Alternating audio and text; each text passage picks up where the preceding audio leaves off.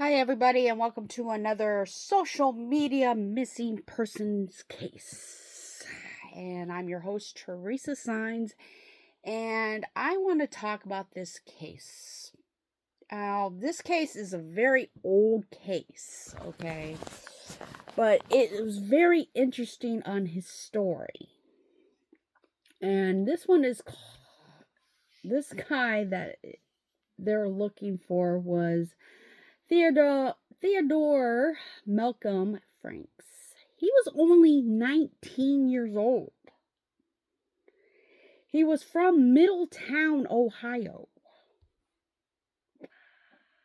Now, I know a guy that lives in Middletown, but I don't know much about Middletown, Ohio, period. Okay. So, he is a male and he is white. I even put that down. So here's the details for this story of Theodore, okay? It was around Labor Day, September 1st, 1986.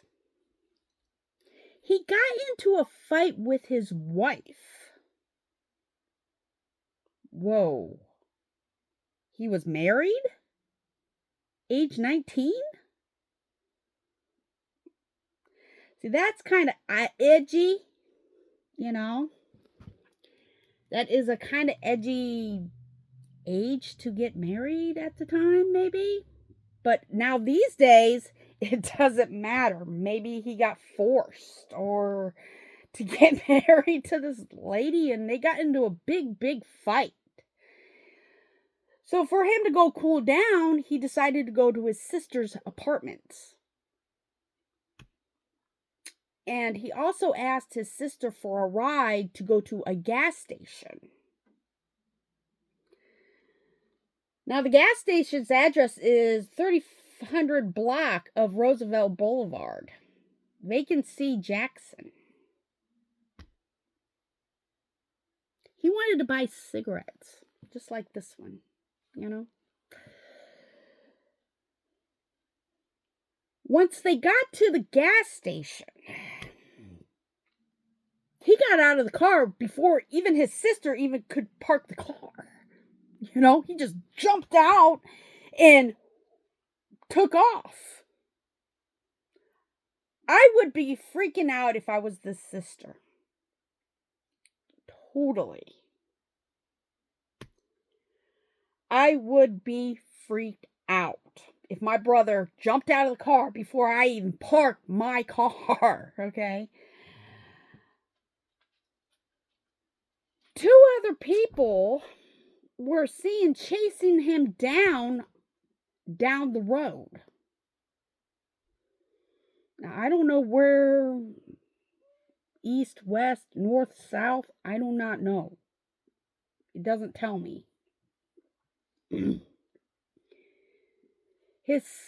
That was the last time his sister and anybody saw him. Now that's messed up. Now I'm thinking about, well, maybe his wife had brothers. And they're chasing him down, you know, you're messing with my sister, you know, I'm going to beat you up, man, you know, and let's take him somewhere where nobody can find him, you know, and sure enough, this is about maybe over 20 years later that I am talking about this Theodore Malcum Franks, and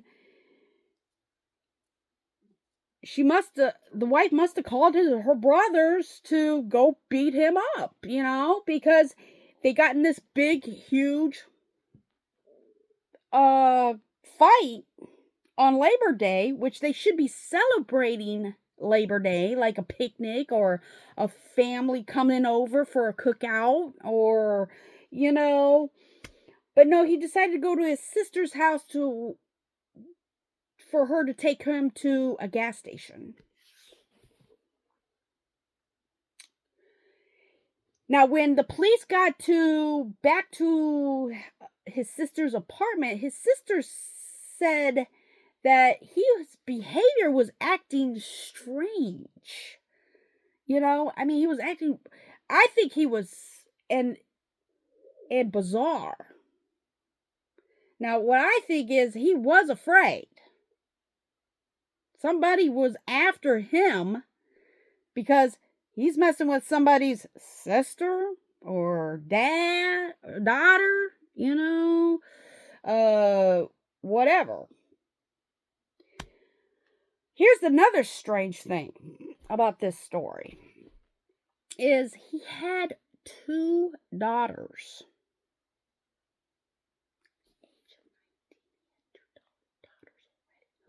Boy, that guy did not want to waste no time.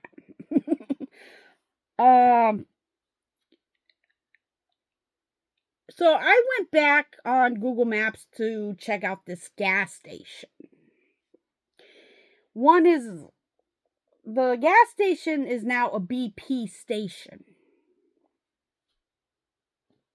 I didn't know what it was back then, but the gas station's still there. Luckily, yes. So I guess he ran through the parking lot on the Jackson Street. And that's when the last time anybody seen him. He never came back to his sister's apartment. He didn't go back to his wife I think these guys really, really wanted to hurt him really badly. But yeah, if I was the sister, I would be trying to follow these guys, okay, that is hurting my brother, okay? And these guys really wanted him dead, it seems like. Now, they never found his body. This is why this story is cold, which some of it just does not make sense to me. I mean, if it was me fighting with my wife, which I'm not a guy, guys. If it was me fighting with my wife, I would go to my sister's apartment just to sleep it off, or go make up to her, like take her out to eat or something, have a talk. Not yell talk, but talk, okay, I'm sorry, but I guess he did not have any time to do all that. If there was 2 guys chasing him down the street,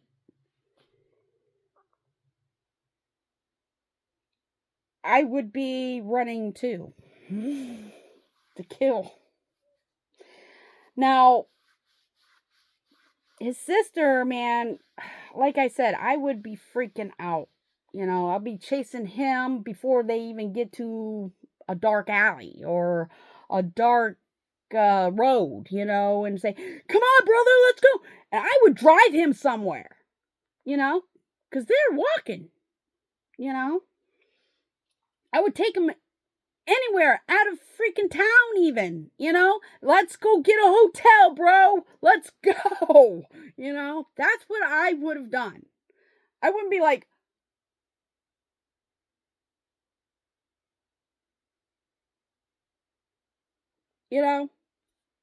I wouldn't have done that. I would have been booking it, getting my brother in the car and taking him out of town or taking him somewhere where they can't find him, and that's it. Until things would calm down, yeah, I would be going to the police department. Yeah, my brother was getting attacked, I would try to get descriptions. Now, I don't know what time of the day this happened, It sounded like it was during the day, but it could have been night. In my imagination, feels like it was during the day. it could be also in the night. Either way, it could happen.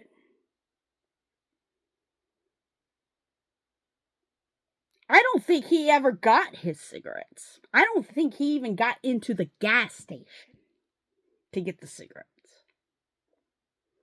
I think he saw the people that was after him and just booked. Now, I think his sister was right. I think he was afraid. He was scared to death. You know, since he was acting bizarre. You know?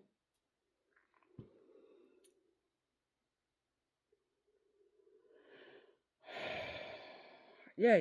Oh my God. He just.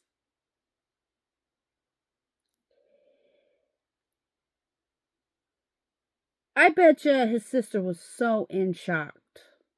You know, hysterical. You know.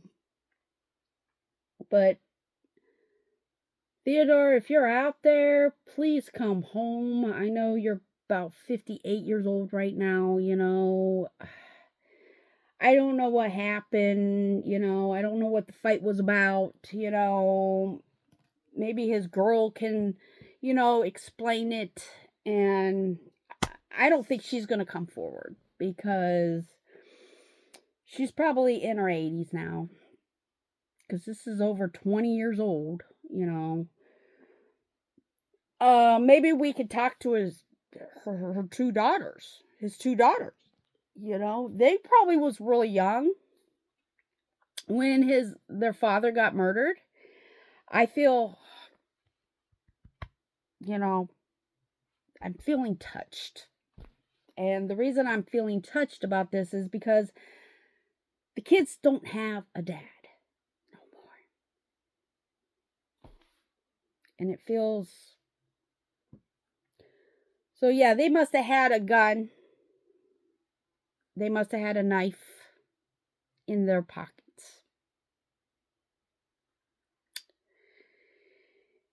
They probably beat it up really bad first. And then they just went.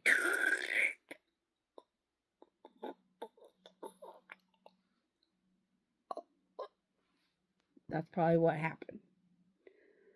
If they had a gun, they would have beaten them up and. But I don't think the neighborhood heard any gunshots.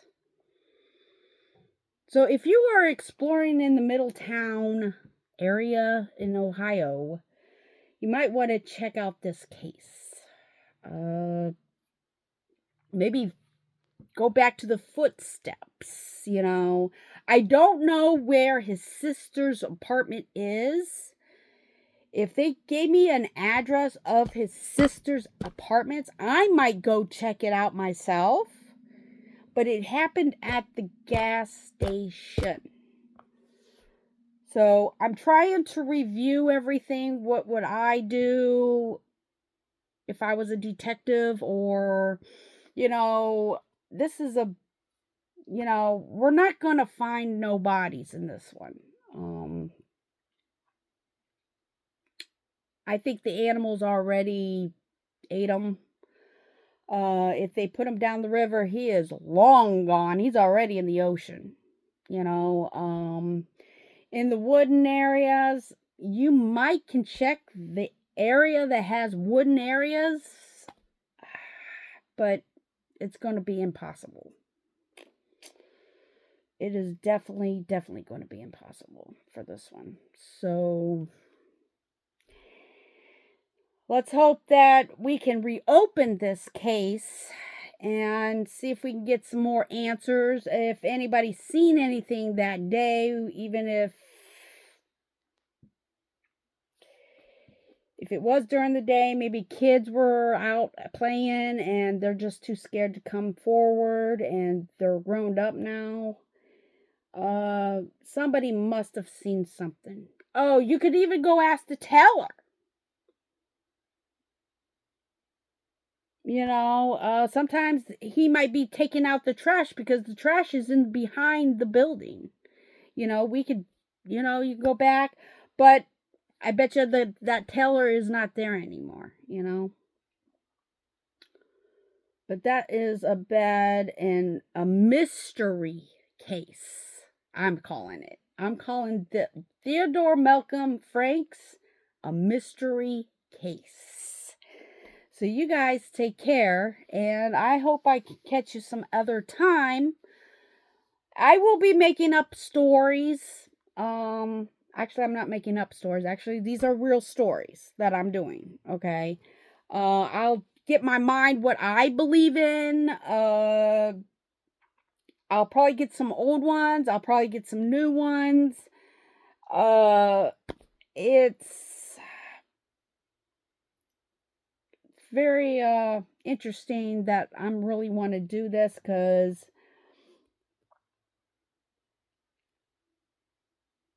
I kind of like that.